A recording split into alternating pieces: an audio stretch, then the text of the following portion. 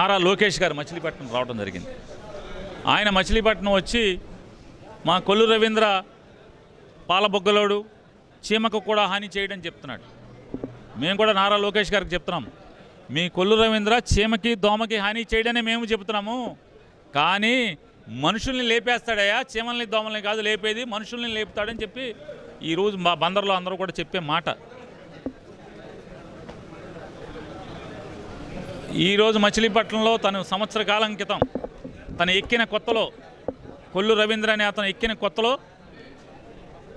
రోడ్ల మీద బడ్డీ కొట్ల మీద ఆధారపడి జీవనాన్ని సాగిస్తూ 3 పూట్ల అన్నం తింటూ పిల్లల చదువుల్ని ఆ బడ్డీ మీద ఆధారపడి చదివిస్తున్నటువంటి పేదోళ్ళందరికీ దిక్కుతోచని స్థితిలో రాత్రికి రాత్రి పొద్దున్న తెల్లారుజామున ఇంకా సూర్యుడు లెక్క ముందే ఆ బడ్డీలన్నీ కూడా బద్దలు కొడితే అవన్నీ కూడా పీకి పారేస్తే ఎందుకు పీకుతున్నావా అని ఆ పేదోళ్ళు ఏడుస్తూ అడిగితే మొత్తం మురుక్కాలవలు కడతానని చెప్పినటువంటి పోటుగాడు ఇంతవరకు ఒక్క మురుక్కాలవకి కనీసం ప్రతిపాదనలు కూడా పంపకుండా ప్రభుత్వం నుంచి ఒక్క తెల్ల కాగితం మీద నల్ల సిరాతో రూపాయి గ్రాంట్ తేనటువంటి ఈ కొల్లు రవీంద్ర నిన్న మొన్న మున్సిపల్ ఆఫీస్ దగ్గర మున్సిపల్ నిధులతో తను నయా పైసా ఎక్కడి నుంచి తేకుండా, రాష్ట్రం నుంచి నిధులు తేకుండా, మున్సిపాలిటీ సాధారణ నిధులతో కనీసం మేయర్ గారిని కూడా పిలవకుండా శంకుస్థాపన పేరుతో ఫోటోలు దిగుతూ అక్కడ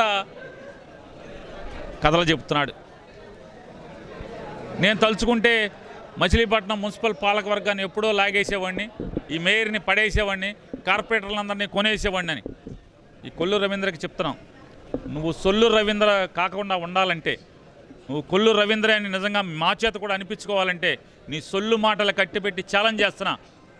మా దగ్గర 41 మంది కార్పొరేటర్లు ఉన్నారు, మేము ముగ్గురిని కావాలని వదులుకున్న వాళ్ళు కాకుండా ఆ 41 మంది కార్పొరేటర్లని నీ ఇష్టం లాక్కో, మా పాలక వర్గాన్ని పడే, నీ సత్తా ఏంటో, నీ రాజకీయ సత్తా ఏంటో నిరూపించు.